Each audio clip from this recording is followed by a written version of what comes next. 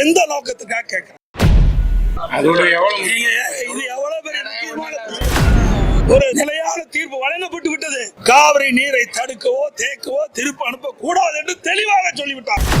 தமிழக சட்டப்பேரவை விதி 220 கீழ் அனைத்து இந்திய அண்ணா திராவிட முன்னேற்ற கழகத்தின் சார்பாக ஒரு உரிமை பிரச்சனையை அவைக்கு கொண்டு வர நாங்கள் அனுமதி கேட்டோம். எங்களுடைய கொறடா திரு அக்ரி கிருஷ்ணமூர்த்தி அவர்கள்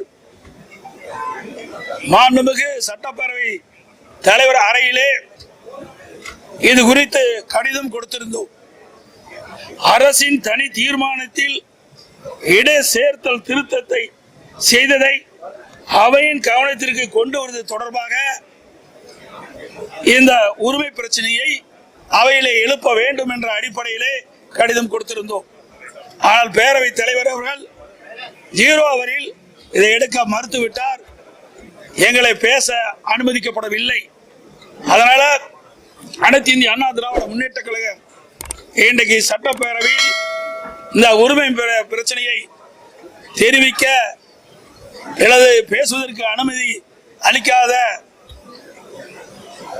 சட்டப்பேரவை தலைவரை அனுமதி அளிக்காத காரணத்தினாலே அவையிலிருந்து நாங்கள் வெளியிடப்பு செய்திருக்கிறோம். அதனுடைய விளக்கம் சட்டப்பேரவையிலே தெரிவிக்க முடியாவிட்டாலும் இன்றைக்கு விவசாயிகளுடைய பிரச்சனை, ஒட்டுமொத்த தமிழ் மக்களுடைய பிரச்சனை, அது குறித்து பேசுவதற்கு தான் நாங்கள் அனுமதி கேட்டோம்.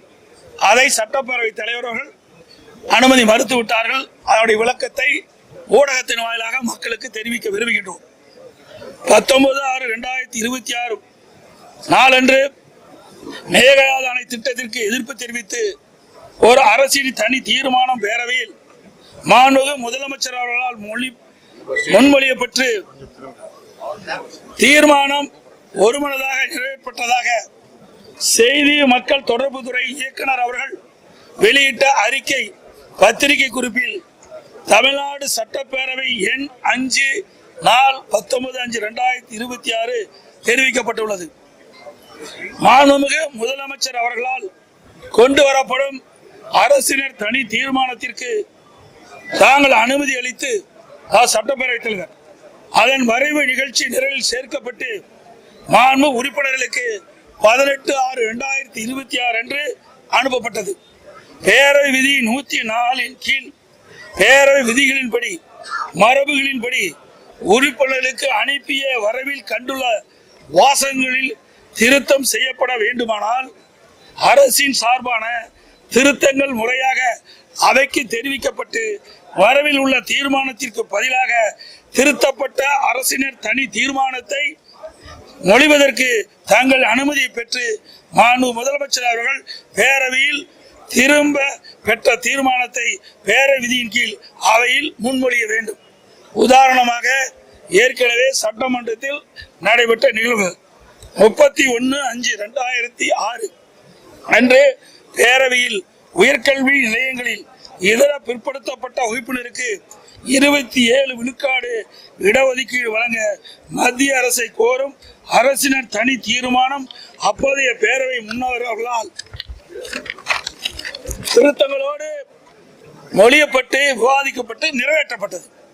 அதே போல 15/4/1974 அன்று மாண்புமிகு திரு மு கண்ணப்பன் அவர்களால் ஜாதி பிரிவு உட்பிரிவு வேறுபாடின்றி இந்து சமயத்தை சேர்ந்த தகுதி உள்ளவர்களிடையே இருந்து அர்ச்சகர்கள், பூசாரிகள், ஏனைய உள்துறை ஊழியர்கள் இந்து சமய நிறுவனங்களில் நியமிக்க இயலும் வகையில் அரசமைப்பு திருத்தப்பட வேண்டும் என்பது குறித்து அரசின் தனி தீர்மானம் முன்மொழிக்கப்பட்ட போது திரு KM சுப்பிரமணியம் மற்றும் திரு பே சமுத்திரபாண்டியன் ஆகியோரால் திருத்தங்கள் முன்மொழியப்பட்டு வழிமொழியப்பட்டு விவாதிக்கப்பட்ட பின்னர் திருத்தங்கள் பேரவையின் அனுமதியோடு திரும்ப பெறப்பட்டன.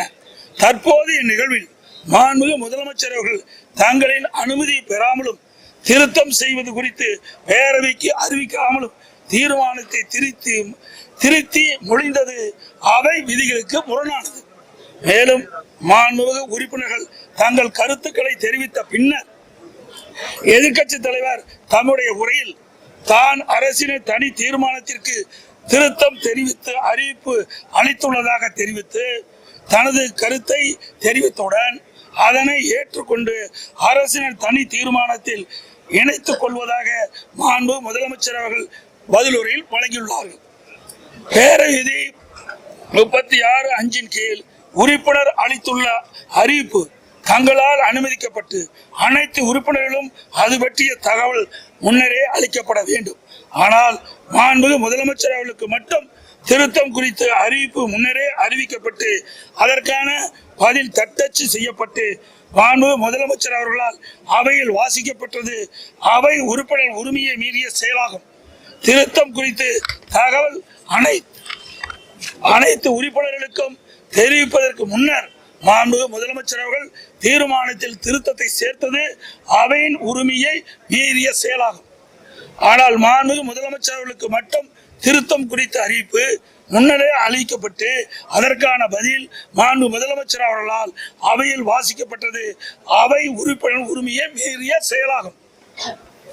19/6/2026 அன்று எதிர்க்கட்சி தலைவர் அவர்கள் திருத்தம் பேரவையில் முன்மொழியப்படாமல் மற்றொரு உறுப்பினரால் வழிமொழியப்படாமல் பாதிக்கப்படாமல் திருத்தம் வாக்கெடுப்பிற்கு விடாமல் திருத்தம் பேரவையால் ஏற்கப்படாத நிலையில் மாண்புமிகு பேரவைத் தலைவர்கள் திருத்தப்பட்டதற்கான தீர்மானத்தை வாக்கெடுப்புக்கு விட்டது பேரவை விதிகளுக்கு மாறானது.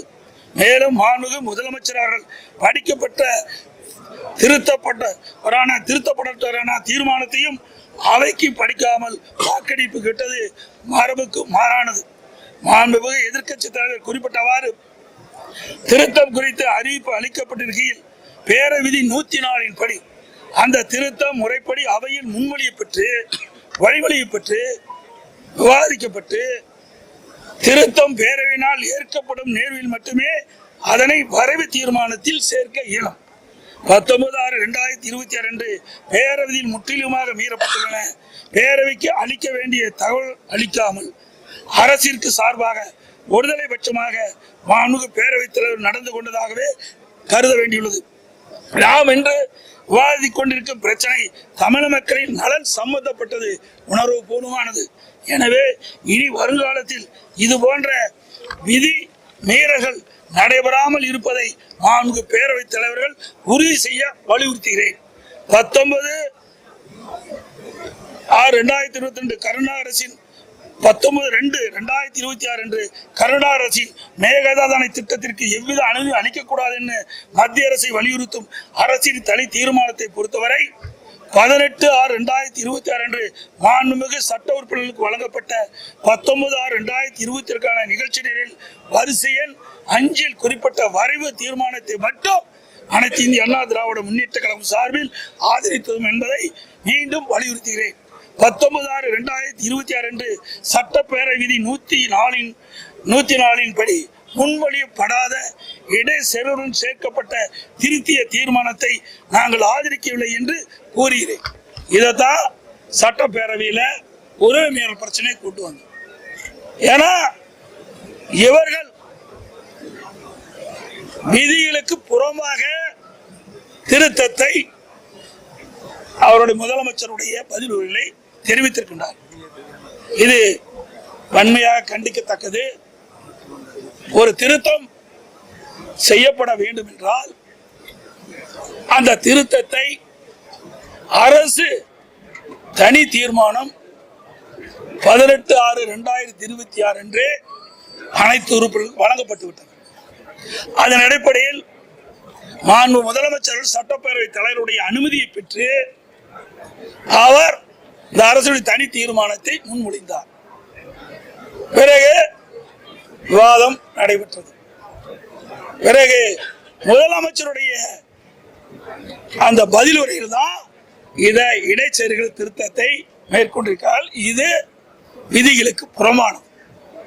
விதிகளின்படி அவர்கள் சட்டமன்றத்திலே இந்த தீர்மானத்தை கொண்டு வரவில்லை என்றை சுட்டிக்காட்டுவதற்கு தான் நாங்கள் இந்த உரிமை பிரச்சனை கொண்டாந்தோம்.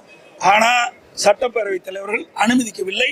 அதனால் அனைத்து இந்திய அண்ணா திராவிட முன்னேற்ற கழகம் வெளியிடப்பு செஞ்சிருக்குது. இது ஒட்டுமொத்த தமிழ் மக்களுடைய உணர்வு. காவிரி நதிநீர் என்பது தமிழகத்தினுடைய ஜீவாதார நதி காவிரி நதி தமிழகத்தினுடைய ஜீவ நதி. இதை நம்பித்தான் டெல்டா மாவட்ட விவசாயிகள் இருக்கிறாங்க, விவசாய தொழிலாளி இருக்கிறாங்க. காவிரி நதி நீரை நம்பித்தான் 20 மாவட்ட மக்கள் குடிநீர் ஆதாரம் பெறாங்க. ஏற்கனவே நடுவர் மன்றம், உச்ச நீதிமன்றம் ஒரு நிலையான தீர்ப்பு வழங்கப்பட்டு விட்டது. அப்படி வழங்கப்பட்டு இருக்கின்ற இந்த வேளையில மீண்டும் ஒரு நடுவர் மன்றம் வேண்டும் என்று கேட்பது எந்த நோக்கத்துக்காக? அது மட்டும் இல்ல, உச்ச நீதிமன்றம் தெளிவான தீர்ப்பை கொடுத்துட்டது. அந்த தீர்ப்புல 15 ஆண்டு காலம் உச்ச நீதிமன்றம் அளித்த தீர்ப்பை நடைமுறைப்படுத்த வேண்டும் என்று அந்த தீர்ப்பில் கூறப்பட்டது. கீழ்படுகை மாநிலத்துடைய ஒப்புதல் இல்லாமல் மேல் படுகை மாநிலம் காவிரி நீரை தடுக்கவோ தேக்கவோ திருப்ப அனுப்ப கூடாது என்று தெளிவாக சொல்லிவிட்டார். அப்படி இருக்கும் போது மீண்டும் இந்த இடைச்செருகல் திருத்த தீர்மானத்தை ஏன் இந்த அரசு கொண்டு வந்தது என்ற விளக்கத்தை பெறுவதற்கு தான் அந்த உரிமைகளை நான் கொண்டு வந்தேன். நீங்க